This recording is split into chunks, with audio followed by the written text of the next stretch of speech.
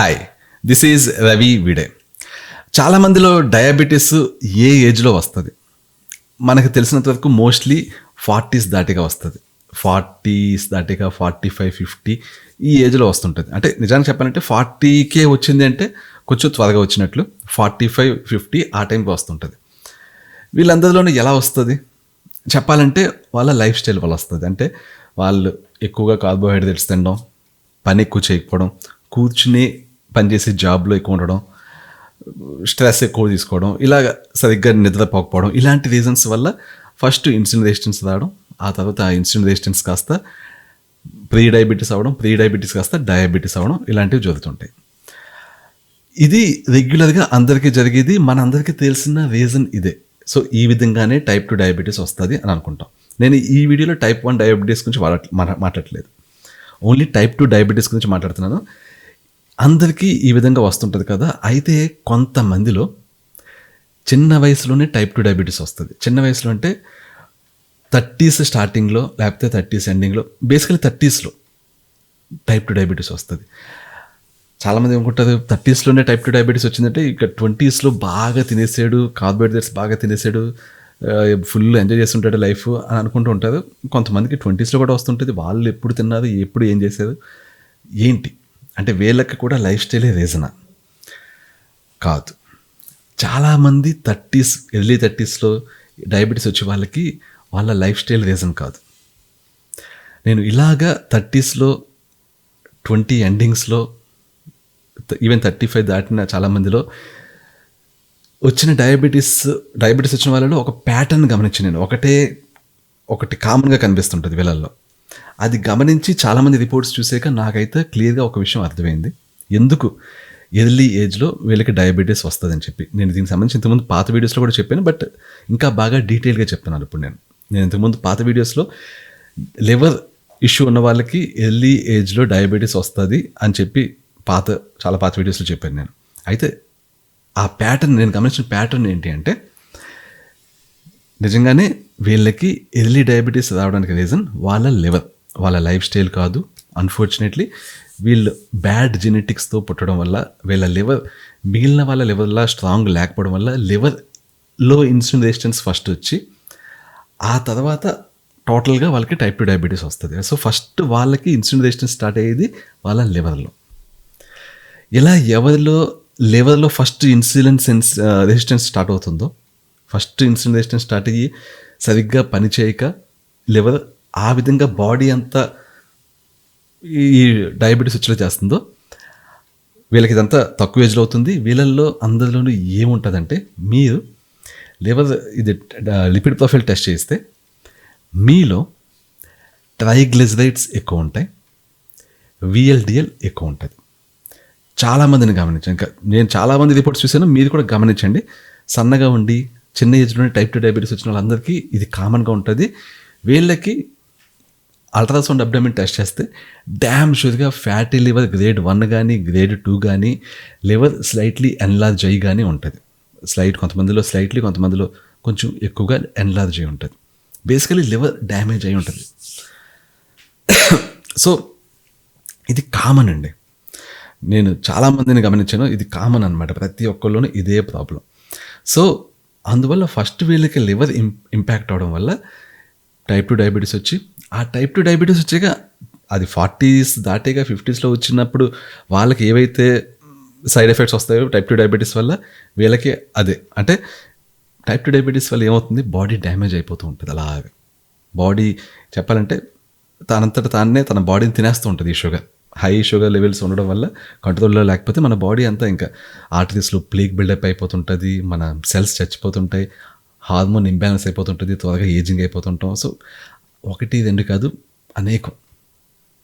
అనేకం ఏవైతే ఉన్నాయో టైప్ 2 డయాబెటీస్ ఉండడం వల్ల మన బాడీలో ఏవైతే దుష్పరిమాణాలు జరుగుతూ ఉంటాయో ఎగ్జాక్ట్లీ అవే మన చిన్న వయసులో లివర్ ప్రాబ్లం ఉండి లివర్లో ఇన్సులిన్ రెసిస్టెన్స్ స్టార్ట్ అయ్యి టైప్ 2 డయాబెటీస్ వచ్చిన వాళ్ళు కూడా సేమ్ అయ్యే ఉంటాయి. వాళ్ళకి చెప్పాలంటే ఇంకా త్వరగా స్టార్ట్ అవుతాయి. వాళ్ళు ఇంకా జాగ్రత్తగా ఉండాలి. ఎందుకంటే మామూలుగా లైఫ్ స్టైల్ వల్ల వచ్చిన వాళ్ళల్లో జరిగే డ్యామేజ్ కంటే వీళ్ళలో ఇంకా ఫాస్ట్గా జరుగుతుంటుంది. ఎందుకంటే వీళ్ళలో అది అలా పెరుగుతూనే ఉంటుంది, కంట్రోల్ చేసుకుంటూ ఉండాలి. బట్ స్టిల్ ఏదైతే ఈ హై ట్రైగ్లిజరైడ్స్ ఉంటాయో, హై విఎల్డిఎల్ ఉంటుందో, ఇవి అలా ఆర్టరీస్ని డ్యామేజ్ చేస్తూ ఉంటాయి. పెరాలసిస్ వస్తుంది, లేకపోతే హార్ట్ అటాక్ వస్తుంది. మొత్తం చిన్న వయసులోనే చనిపోవడం జరుగుతుంటుంది. మనం చాలామంది 40స్లో 40స్లో ఎర్లీ 50స్లో లేకపోతే 30 ఎండింగ్స్లో ఇలా హార్ట్ అటాక్ చనిపోవడం గమనిస్తుంటాం. వీళ్ళలో చాలామందిలో ఇదే ఇష్యూ. సో ఇలాగా అనేక మందివి నాకు వచ్చినాయి, అనేక మంది నేను చెక్ చేశాను. అయితే ఒక శాంపుల్ ఒక ఆయన కేసు నేను ఇప్పుడు మీతోటి డిస్కస్ చేయబోతున్నాను. ఆయనకి ఏ సప్లిమెంట్స్ నేను సజెస్ట్ చేస్తున్నాను, ఎందుకు సజెస్ట్ చేస్తున్నాను అనేది ఇప్పుడు నేను మీకు చెప్తాను. సప్లిమెంట్స్ ఒక్కటే సరిపోదు, లైఫ్ స్టైల్ చేంజ్ చేసుకోవాలి, డైలీ రొటీన్ చేంజ్ చేసుకోవాలి, డైట్ చేంజ్ చేసుకోవాలి. నేను ఈ వీడియోలో ఓన్లీ సప్లిమెంట్స్ని మాత్రమే చెప్తున్నాను. డైట్, లైఫ్ స్టైల్ అవన్నీ చాలా కష్టం చెప్పడం, ఎందుకంటే ఇది పర్సనల్గా ఆ వ్యక్తికి చెప్పాల్సినవి. సో ఈ వీడియోలో నేను మీతో ఓన్లీ సప్లిమెంట్స్ గురించి చెప్తున్నాను. సో ఈ ఇష్యూతో బాధపడుతున్న వాళ్ళు ఎవరైనా ఉంటే వాళ్ళకి ఇవే సప్లిమెంట్స్ పనిచేస్తాయి. అయితే సప్లిమెంట్స్ కూడా పర్సన్ టు పర్సన్ డిఫర్ అయి ఉంటాయి. ఇప్పుడు నేను చెప్తుంది ఈ ప్రత్యేకమైన కేసు కోసం. బట్ సిమిలర్ ఇష్యూ ఉన్న ప్రతి ఒక్కరు వాళ్ళ బ్లడ్ రిపోర్ట్స్ చెక్ చేసుకుని దీంతో మ్యాచ్ చేసుకోవచ్చు. మీరు చూద్దాం. ఇప్పుడు నేను ఒక్కొక్క రిపోర్ట్ అయింది మీతో షేర్ చేసుకుంటూ నేను చెప్తుంటాను ఏం జరుగుతుంది అనేది. సో ఇప్పుడు నా స్క్రీన్ చూడండి. సో ఈయన ఏజ్ 35 years మేల్. ఆయన HbA1c 7.3 ఉంది. సో 35 yearsకే 7.3 అంటే చిన్న వయసులోనే డయాబెటీస్. సో ఎక్కువే ఉంది. నెక్స్ట్ ఈయన హిమోగ్లోబిన్ 12.8 ఉంది, అంటే కొంచెం తక్కువ ఉంది హిమోగ్లోబిన్. ఓకే, నేను ప్రస్తుతానికి దీనికంటే కాంప్లెక్స్ థింగ్స్ ఉన్నాయి కాబట్టి ఫస్ట్ దీని ప్రస్తుతానికి అయితే ఇగ్నోర్ చేస్తున్నాను. నేను ఈయనకి సజెస్ట్ చేసే సప్లిమెంట్స్ ఇప్పటికి ఇమీడియట్లీ స్టార్ట్ చేయాల్సింది. ఇవి నెక్స్ట్ 6 monthsలో చేంజ్ అవుతాయి. ఆయన బ్లడ్ రిపోర్టు, ఆయన లివర్ కండిషన్ చేంజ్ అయిన దాన్ని బట్టి అప్పుడు సప్లిమెంట్స్ చేంజ్ అవుతాయి. ఇప్పుడు ఆయన తీసుకోవాల్సిన సప్లిమెంట్స్ ఇప్పుడు నేను చెప్తాను. నెక్స్ట్ హోమోసిస్టిన్ ఇక్కడ <30 ఉండాలి అని ఉన్నప్పటికీ ఐడియల్గా <10 ఉండాలి. <10 ఉంటే మన ఆర్టరీస్ కానీ బాడీలో ఇన్ఫ్లమేషన్ లేనట్లు, మన ఆర్టరీస్ డ్యామేజ్ కావట్లేదు అన్నట్లు. 19.5 ఉందంటే సమ్ ఇన్ఫ్లమేషన్ ఉంది, సమ్ మైనర్ లెవెల్లో సమ్ డ్యామేజ్ జరుగుతుంది బాడీలో. Next D vitamin 32.35 not at ideal range, ఇంకా చాలా తక్కువ అన్నట్లు లెక్క, ఇంకా పెంచాలి. విటమిన్ B12 అయితే 236 అనేది చాలా తక్కువ, ఇది ఇంకా బాగా పెరగాలి. ఇది ఆల్మోస్ట్ ఇంకా లో రేంజ్కి బాగా దగ్గరగా ఉందంటే డెఫినెట్లీ ఇది పెరగాలి. హై సెన్సిటివిటీ CRP ఇది 5.93 ఉంది, చాలా ఎక్కువ ఉంది, 1 లోపల ఉండాలి. సో ఇన్ఫ్లమేషన్ ఉంది బాడీలో, అంటే ఈయనకి ఇంకా ప్రస్తుతం డ్యామేజ్ జరుగుతుంది బాడీ. సో ఎప్పుడైనా సరే మీకు హై సెన్సిటివ్ CRP కానీ 1 కంటే ఎక్కువ ఉండి, హోమోసిస్టిన్ కానీ 10 కంటే ఎక్కువ ఉంది అంటే డెఫినెట్లీ మీ బాడీలో కంటిన్యూస్గా డ్యామేజ్ జరుగుతుంది. మీరు ఆ డ్యామేజ్ ఏంటో తెలుసుకోవాలి, వాటిని రివర్స్ చేయడానికి ప్రయత్నించాలి. ఎందుకంటే ఆ డ్యామేజ్ జరుగుతున్న కండిషన్లో అలాగే మీరు వదిలేస్తే మీ లైఫ్ స్పాన్ అలా తగ్గిపోతూ ఉంటుంది. ఎందుకంటే బాడీ డ్యామేజ్ అయిపోతుంది. సడన్గా ఏదో ఒక రోజు మీకు కిడ్నీ పాడైందనో, లేకపోతే మీకు ఆర్టరీస్ బ్లాక్ అయినాయనో అప్పుడు తెలుస్తుంది, ఏంటి చేయి దాటిపోయాక. సో ఎప్పుడు కూడా ఇన్ఫ్లమేషన్ అనేది లేకుండా చూసుకోవాలి. నెక్స్ట్ సెరమ్ కాపర్ 153 ఉంది. సో చాలామంది ఇది పట్టించుకోదు, కానీ బేసికల్లీ కాపర్ హై రేంజ్ 150 ఉంటే దానికంటే ఎక్కువ ఉంది.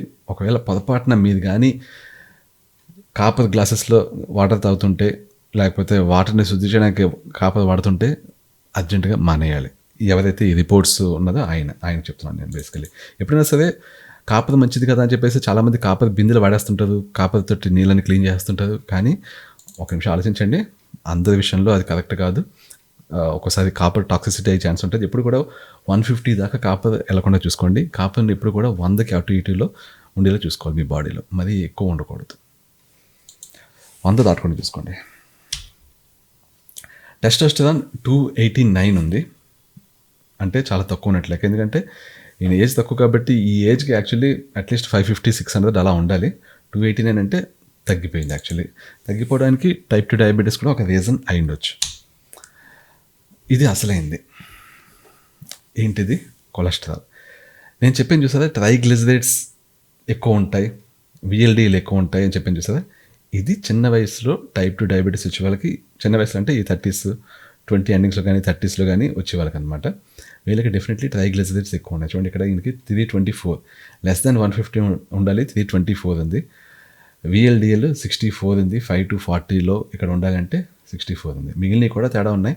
బట్ ఈ రెండు ఎగ్జాక్ట్ మెజర్మెంట్స్ అండి. చిన్న వయసులో లివర్లో ఇన్సులిన్ రెసిస్టెన్స్ వల్ల టైప్ 2 డయాబెటీస్ వచ్చిన వాళ్ళందరిలోనూ మీకు ట్రైగ్లిజరైడ్స్ లిమిట్ దాటుంటాయి, VLDL ఎక్కువ ఉంటుంది. ఇప్పుడు కూడా ఈ ట్రైగ్లిజరైడ్స్ అనేది ఇప్పుడు లెస్ దాన్ 150 అంటే అసలు నిజానికి 30 or 40 అంతకు మించి ఉండకూడదు.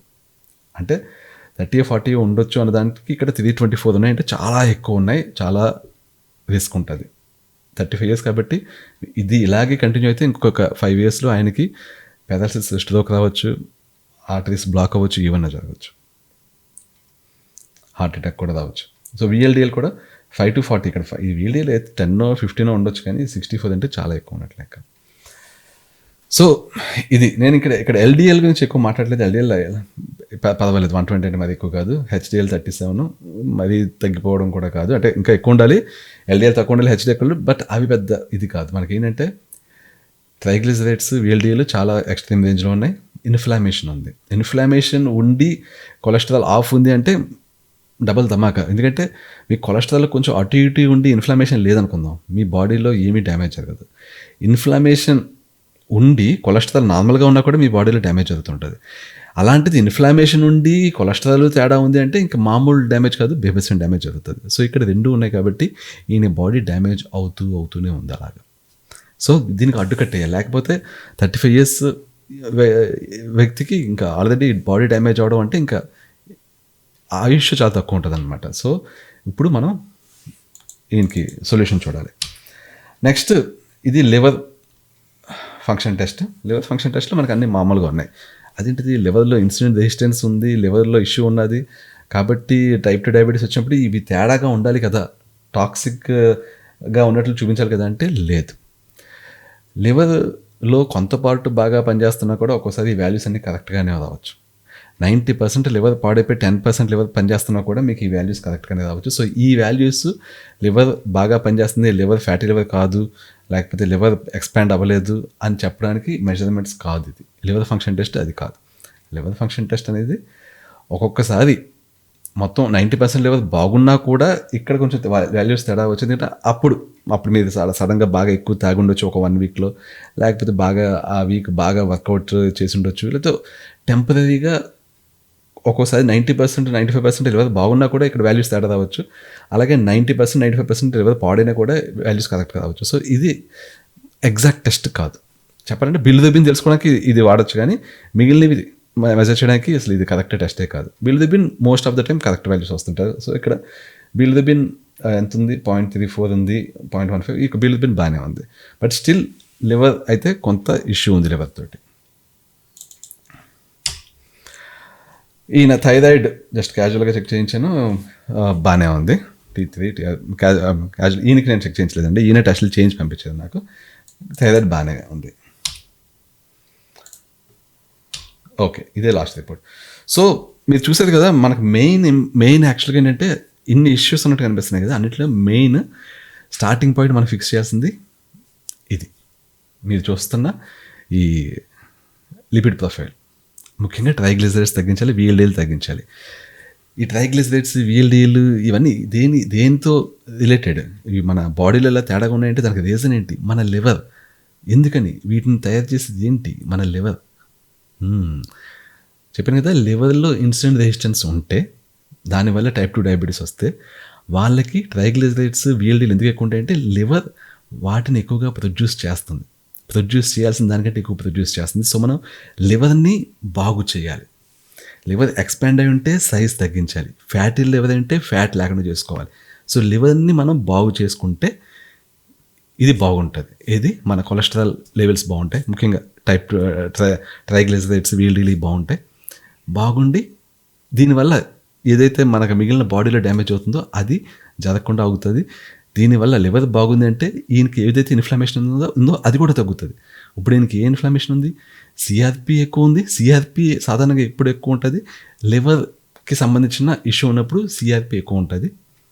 మన B12 విటమిన్స్ అయితే తక్కువ ఉన్నప్పుడు వాటితో ఇష్యూ ఉన్నప్పుడు మనకి హోమోసిస్టిన్ ఎక్కువ ఉంటుంది. బట్ రెండు కూడా మనకి ఇన్ఫ్లమేషన్ మార్కర్సే. అంటే బి విటమిన్స్ తక్కువ ఉన్నప్పుడు హోమోసిస్టిన్ ఎక్కువ ఉంటుంది అంటే ఎగ్జాక్ట్ అలా అని కాదు. మీకు హార్ట్ రిలేటెడ్ ఏదైనా ఇన్ఫ్లమేషన్ ఉందంటే మళ్ళీ హోమోసిస్టిన్ ఎక్కువ ఉంటుంది. హోమోసిస్టిన్ అనేది అదొక ప్రోటీన్. మీకు ఎక్కడైనా ఏదైనా డ్యామేజ్ ఉంటే అది దాన్ని ఫిక్స్ చేయడం కోసం, ముఖ్యంగా మన హార్ట్లో ఏమైనా డ్యామేజ్ ఉన్నా, హార్ట్ ఇన్ఫ్లమేషన్ అయినా, ఆర్టరీస్ ఇన్ఫ్లమేషన్ అయినా వాటిని ఫిక్స్ చేయడానికి హోమోసిస్టిన్ వెళ్తుంటుంది. కానీ ఒక్కోసారి అనుకోకుండా అనవసరంగా కూడా హోమోసిస్టిన్ ఎక్కువ వస్తుంటుంది. దాన్ని తగ్గించడానికి మనకి B12 విటమిన్స్ పనిచేస్తాయి. బట్ ఎనీవే, సో ఇక్కడ మనకి ఈయన కేసులో మనం దీన్ని అంటే మన లివర్ని బాగు చేయాలి. సో ఆయన సప్లిమెంట్స్ ఎలా ఉండాలి, ఆయన లివర్ని బాగు చేసే విధంగా ఉండాలి. సో ఇప్పుడు నేను ఈయనకి ఏ విధంగా డిజైన్ చేస్తున్నాను సప్లిమెంట్ రెజ్యూమ్ అనేది ఇప్పుడు చూపిస్తాను మీకు. నేను ఈయనకి ఎలాగంటే ఈ సప్లిమెంట్స్ ప్లాన్ చేస్తున్నాను. చాలా పెద్ద లిస్టులో అనిపించవచ్చు కానీ తప్పదు, ఎందుకంటే చాలా ఇంపార్టెంట్. లైఫ్ ఎక్కువ కాలం పాటు మన లైఫ్ని ఎక్స్టెండ్ చేయాలి, తప్పదు. ఈ సప్లిమెంట్స్ తీసుకోవాలి. దీనివల్ల బాడీ నష్టం ఏమైనా ఉందంటే అస్సలు ఉండదు. దానికి రీజన్ ఇవి మెడికేషన్ కాదు, అలోపతి మందులు కాదు, ఇవి సప్లిమెంట్స్. సప్లిమెంట్స్కి మనం కంపేర్ చేసినప్పుడు చాలా చాలా తక్కువ సైడ్ ఎఫెక్ట్స్ ఉంటాయి. వీటిలో నేను చెప్పిన వాటిలో అసలు సైడ్ ఎఫెక్ట్స్ అనేవి ఉండవు. చెప్తాను ఒకటి. ఇక్కడ ఏంటంటే ఫస్ట్ సప్లిమెంట్ నేను అన్నిటికంటే ఫస్ట్ నేను సజెస్ట్ చేసేది ఎన్ఏసి అనే సప్లిమెంట్ డైలీ తీసుకోవాలి. ఈ ఎన్ఏసి అనేది ఏం చేస్తుందంటే మీ లివర్ని హీల్ చేస్తుంది. అంటే జరగబోయే డ్యామేజ్ని ఆపడంతో పాటు జరిగిన డ్యామేజ్ని కూడా రివర్స్ చేసి, ఇది ఒక అద్భుతమైన యాంటీ ఆక్సిడెంట్లా పనిచేసి మీ గ్లూటాథియాన్ జనరేట్ అయ్యేలా చేసి మీ లివర్ని చాలా బాగా హీల్ చేస్తుంది. ఇంకా చెప్పాలంటే చాలామందికి లివర్ భయంకరంగా పాడైపోయినప్పుడు ఎన్ఏసి ఇంజెక్షన్స్ ఇచ్చేస్తుంది ఎక్కువ మోతాదులో. ఎందుకని అది వెళ్ళి ఇమీడియట్లీ లివర్ని బాగు చేస్తాయి అన్నమాట. సో మనకి ఒకేసారి అంత ఇవ్వక్కర్లేదు, కానీ మనం ఏం చేస్తామంటే ఎన్ఏసిని డైలీ తీసుకోవాలి. నేను కింద డిస్క్రిప్షన్లో ఎన్ఏసి ఏ కంపెనీ ఎంత డోసేజ్ ఇవి నేను మెన్షన్ చేస్తాను. సో ఇది నేను చెప్తుంది ఒక స్పెసిఫిక్ పర్సన్ కోసం, మిగిలిన వాళ్ళకి ఇది రెఫరెన్స్ కింద ఉంటుంది కాబట్టి ఆ విషయం గుర్తుంచుకోండి. బట్ ఇది పర్సన్ టు పర్సన్ ఇదే సప్లిమెంట్ లిస్ట్ ఉండదు, ఆ విషయం గుర్తుంచుకోండి. ఇది కేవలం మీ అవగాహన కోసం మాత్రమే నేను చెప్తున్నాను. మళ్ళీ వేరే వాళ్ళకి ఏదైనా ఇలాంటి ఇష్యూ ఉంటే వాళ్ళకి మళ్ళీ వేరేగా ఉంటుంది. వాళ్ళని కాంటాక్ట్ చేస్తే వాళ్ళకి ఇష్యూ సీరియస్ అయితే, ఈయనకి ఏంటంటే నేను ఎందుకు రెస్పాండ్ అవుతున్నాను, ఈయన చిన్న ఏజ్లో టైప్ 2 డయాబెటీస్ వచ్చింది. నేను రెస్పాండ్ అయ్యి ఇది సజెస్ట్ చేయడం వల్ల ఆయన లైఫ్ స్పాన్ పెరుగుతుంది. సో ఈయనకి నేను డెఫినెట్లీ రెస్పాండ్ అవ్వడం మంచిది కాబట్టి అవుతున్నాను. చాలామంది నాకు బట్టలు వచ్చేస్తుంది, ఇక్కడ సైడ్ పోయింది, నాకు అర్జెంటుగా చాలా అర్జెంటు, నేను ఫోన్లో మాట్లాడాలి అంటుంటారు. అలాంటి వాళ్ళకి రెస్పాండ్ కావట్లేదు, ఎందుకంటే అది లైఫ్ అండ్ డెత్ క్వశ్చన్ కాదు. అలాగే కొంతమంది నాకు డైజెషన్ సరిగ్గా కావట్లేదు, పొద్దున్న లేచిన వెంటనే తేనుపులు వస్తున్నాయి, ఏం చేయాలి అని చెప్పి ఫోన్ చేద్దాం అనుకుంటారు, ఫోన్ నెంబర్ ఇవ్వమంటున్నారు. సో కొన్ని నేను అవ్వట్లేదు, ఎందుకంటే అలాంటివి చాలా ఎక్కువ ఉంటున్నాయి. అలాంటి వీడియోస్ చాలా చేశాను. సో అందరికీ నేను రెస్పాండ్ అవ్వట్లేదు. బట్ ఇలాంటి కేసుల్లో నేను డెఫినెట్లీ రెస్పాండ్ అవుతాను. So case by case. So అందరూ నన్ను రెస్పాండ్ అవ్వమని బలవంత పెట్టకండి. బట్ ఎనీవే మళ్ళీ దీంట్లోకి వచ్చేద్దాం. సో ఎన్ఏసి అనేది డెఫినెట్లీ ఈయన తీసుకోవాలి. ఇది నెంబర్ 1 అనమాట. ఈయన ప్రాబ్లం సాల్వ్ అవ్వాలంటే ఇది first. Next omega 3 fatty acids. Omega 3 fatty acids అనేవి డెఫినెట్లీ తీసుకోవాలి. అయితే ఆయన ఒక డాక్టర్ని కన్సల్ట్ చేసినప్పుడు ఆయన omega 3 fatty acids plus multivitamin ఇచ్చారు కాబట్టి ఆయన ఆల్రెడీ తీసుకుంటున్నారు. సో బేసిక్గా ఏంటంటే డాక్టర్స్కి తెలుసు అనమాట, ఒమేగా 3 ఫ్యాటీ యాసిడ్స్ తీసుకుంటే ఈ లిపిడ్ ప్రొఫైల్ బెటర్ అవుతుందని తెలుసు కాబట్టి ఇచ్చేది. బట్ అది ఏ విధంగా బెటర్ అవుతుంది అనేది డాక్టర్స్కి తెలియదు. బట్ ఎనీవే సో ఇది పనిచేస్తుంది. బట్ ఒమేగా 3 ఫ్యాటీ యాసిడ్స్ కంటే ఎన్ఏసి బాగా పనిచేస్తుంది మీ విషయంలో. ఒమేగా 3 ఫ్యాటీ యాసిడ్స్ కూడా తీసుకోండి, 2 తీసుకోండి. సో ఇక్కడ నేను బ్రాకెట్లో పెట్టాను, ఎన్ఏసి అంటే liver support and damage reversal. Omega 3 fatty acids మీరు ఆల్రెడీ టేకింగ్. ఓకే. మిల్క్ థిషిల్ అనేది జస్ట్ ఎడిషనల్ సపోర్ట్, అంటే మీకు లివర్కే సపోర్ట్ చేస్తుంది. ఇది ఎన్ఏసి తోటి ఒమేగా 3 ఫ్యాటీ యాసిడ్స్ను ఇంటరాక్ట్ అవ్వదు, కానీ ఇది కూడా మీ లివర్ని బాగా ఉంచడంలో చాలా హెల్ప్ చేస్తుంది. ఆయుర్వేదిక్ సప్లిమెంట్ తీసుకోండి. ఈ 3 మీ లివర్ని హీల్ చేయడానికి. నెక్స్ట్ 4వది విటమిన్ D3. ఇది మీరు తీసుకుంటున్నదో లేదో నాకు తెలియదు, మీ వాల్యూ అయితే తక్కువే ఉంది. సో డెఫినెట్లీ విటమిన్ D3 తీసుకోండి. అలాగే విటమిన్ K2 కూడా తీసుకోండి. విటమిన్ D3 దేనికోసం అంటే maintain hormone balance, strong bones, ఇంకా చాలా ఉంటాయి. విటమిన్ D3 లాభాలు అనేకం నేను ఇక్కడ చెప్పను. విటమిన్ K2 మీకు ఆర్టరీస్ మీకు బ్లాక్ అయిపోతూ ఉన్నాయి ఆల్రెడీ, ఎందుకంటే మీ హోమోసిస్టిన్ అలా ఉంది, మీ సిఆర్పి ఎక్కువ ఉంది. డెఫినెట్లీ మీ ఆర్టరీస్ కొంత లెవెల్లోనే బ్లాక్ అవుతున్నాయి. సో ఇకపై బ్లాక్ అవ్వడాన్ని ఆపడానికి, బ్లాక్ని రివర్స్ చేయడానికి మీరు విటమిన్ K2 తీసుకోవాలి, డైలీ తీసుకోవాలి. 200 mg తీసుకోవాలి, 2 టాబ్లెట్స్. సో నేను కింద డిస్క్రిప్షన్లో అన్ని లింక్స్ పెడతాను, చూడండి. డోసేజ్ కూడా పెడతాను. Next magnesium. మీకు ఒకవేళ బీపీ ఉంటే, బీపీ లేకపోతే మీకు అవసరం లేదు. మీ విషయంలో ఒకవేళ బీపీ ఉంటే అలాగే మెగ్నీషియం ఒకసారి చెక్ చేసుకోండి, ఎందుకంటే మంచిది. మెగ్నీషియం మీరు చెక్ చేసుకుని మీ మెగ్నీషియం తక్కువ ఉంటే మీరు మెగ్నీషియం సప్లిమెంట్ తీసుకోండి. ఎందుకు ఇది చెప్తున్నాను అంటే ఎర్లీ డయాబెటీస్ వచ్చిన చాలా మందిలో మెగ్నీషియం వాల్యూ తక్కువ ఉంటుంది. ఇది కూడా నేను చాలా మందిలో గమనించాను. కాబట్టి ఒకసారి మెగ్నీషియం చెక్ చేయండి. మీరు చెక్ చేయించలేదు, మీ మెగ్నీషియం వాల్యూస్ కూడా మ్యాక్సిమం తక్కువే ఉండుంటాయి. సో మీ తక్కువ ఉన్నది అని కన్ఫర్మ్ అయ్యాక అప్పుడు మేము మెగ్నీషియం తీసుకోవాలి. లింక్ కింద నేను డిస్క్రిప్షన్లో ఇస్తాను. Next B complex vitamins. నేను ఏ బి కాంప్లెక్స్ మీరు మల్టీవిటమిన్ తీసుకుంటున్నా కూడా నేను చెప్పిన బి కాంప్లెక్స్ విటమిన్ తీసుకోండి. ఎందుకంటే మీ హోమోసిస్టిన్ ఎక్కువ ఉంది, సిఆర్పి ఎక్కువ ఉంది. సో బి కాంప్లెక్స్ విటమిన్స్ తీసుకోండి. మీ బ్లడ్ కూడా తక్కువ ఉంది, సో మీకు హెల్ప్ అవుతుంది. Actually be complex vitamin, me B12 చాలా తక్కువ ఉంది మీకు. సో కింద నేను డిస్క్రిప్షన్ లింక్ పెడతాను, అది చూసి కొనుక్కొని తీసుకోండి. ఇంకొకటి, మీ విషయంలో మీరు యాంటాసిడ్స్ వాడుతున్నారు అని మీ మెయిల్లో చూశాను. సో యాంటాసిడ్స్ని అర్జెంట్గా ఆపేయండి. అది చాలా చాలా డేంజరస్. మీ స్టమక్ హెచ్సిఎల్ తగ్గించేసి, మీ డైజెషన్ని తగ్గించేసి, మీరు తింటున్న ఫుడ్లోంచి మీకు న్యూట్రియంట్స్ సరిగ్గా రాకుండా చేసి మీ ఏజింగ్ త్వరగా అయ్యేలా చేస్తుంది. సో ఇమీడియట్లీ ఆఫ్ చేసేయండి యాంటాసిడ్స్ని. దాని బదులు B10 HCl తీసుకోండి. దాని లింక్ కూడా కింద డిస్క్రిప్షన్ ఇస్తాను, చూడండి.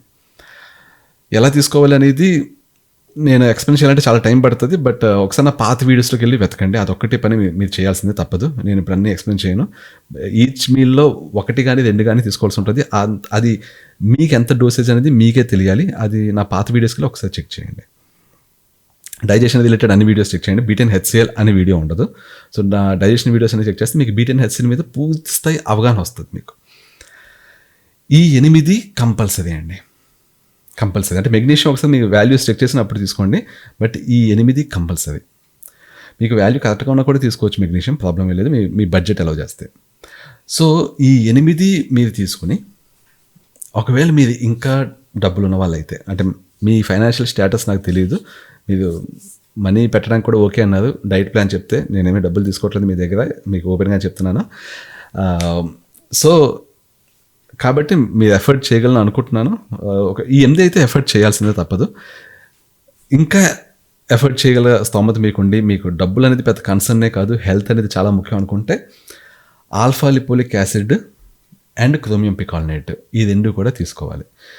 వీటి గురించి కూడా నేను నా పాత వీడియోస్లో చెప్పాను. డయాబెటీస్కి బెస్ట్ సప్లిమెంట్స్ అనే వీడియోస్ ఉంటాయి, నా వీడియో సెక్షన్లో వెతకండి.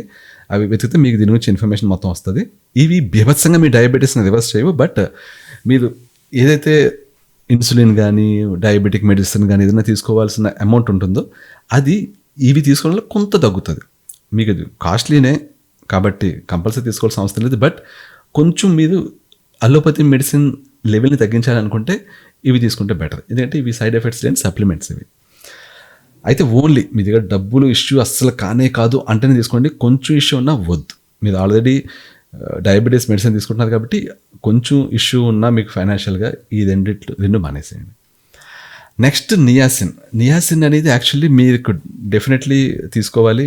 నిజానికి మీ లిపిడ్ ప్రొఫైల్ బాగా ఉండాలి అంటే. అయితే ఇప్పుడు కాదు, ఎప్పుడు తీసుకోవాలి? ఫ్యూచర్లో ఈ NAC, omega-3 fatty acids, milk టిష్యూలు తీసుకున్నాక మీ లివర్ హీల్ అయ్యి మీకు నెక్స్ట్ టైం ఒక 6 months 1 year పోయాక, 1 year టైం పడుతుందిలేండి, 1 year పోయాక మీ లివర్ బాగా హీల్ అయింది, ఇప్పుడు యూనో బాగా అంటే ఎక్స్ట్రాగా ఎన్లార్జ్ కాలేదు, మామూలు సైజులోనే ఉంది, బాగుంది, ఫ్యాటీ లివర్ మేబీ గ్రేడ్ 1 మాత్రమే ఉంది, లేకపోతే అది కూడా లేదు, అలాంటి కండిషన్కి వచ్చినప్పుడు అప్పుడు నియాసిన్ వాడితే మీకు ఒకవేళ ఇంకా ఏదన్నా లిపిడ్ ప్రొఫైల్ ఇష్యూస్ ఉంటే అప్పుడు అయిపోతాయి.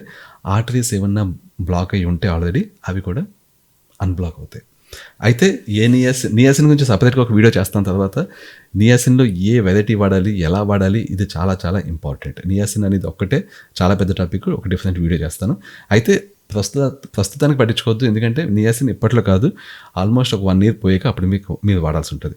ఇప్పుడు ఎందుకు చెప్తున్నానంటే ఇప్పుడే మీకు తెలుస్తుంది అని చెప్పి. ఎందుకంటే మీరు లాంగ్ లైఫ్ మీకు కావాలి అంటే, ఎక్కువ కాలం పాటు మీరు హెల్తీగా ఉండాలంటే మీకు ఏదైతే ఎగ్జిస్టింగ్ బ్లాక్స్ కొంచెం అయిందో అది కూడా మీరు రివర్స్ చేయాలి. అది రివర్స్ చేయాలంటే కొంతకాలం అన్నా మీరు నియాసిన్ వాడాలి. అయితే ఇప్పుడు కాదు, 1 year పోయాక మీకు గుర్తుంటుంది అని చెప్పి ఇప్పుడే చెప్తున్నాను. అప్పుడు మళ్ళీ నాకు గుర్తుండకపోవచ్చు, నేను రెస్పాండ్ కాకపోవచ్చు, కాబట్టి ముందే సేఫ్ సైడ్ ఇప్పుడే చెప్పేస్తున్నాను. సో అదే అండి, ఇది మీ సప్లిమెంట్ రెజ్యూమ్ అండి. ఫస్ట్ టాప్ 8 ఏవైతే ఇక్కడ నేను మెన్షన్ చేశానో అవి మీరు డ్యామ్ షూర్గా వాడాలి. నెక్స్ట్ 2 మీకు డబ్బులు ఎక్కువ ఉంటే వాడాలి. ఆ తర్వాత చెప్పింది 1 ఇయర్ పోయాక మీ లెవెల్ ఫుల్గా హీల్ అయితే అప్పుడు వాడాల్సి ఉంటుంది. అయితే అప్పుడు మీరు నా ఛానల్కి వచ్చి నియాసిన్ మీద నేను పెట్టిన వీడియో చూడండి. నేను నియాసిన్ మీద ఎప్పుడో ఈ మంత్లో ఎప్పటికప్పుడు వీడియో పెడతాను. దట్స్ ఇట్ అండి. Thank you so much. Okay, I will catch you soon. Bye.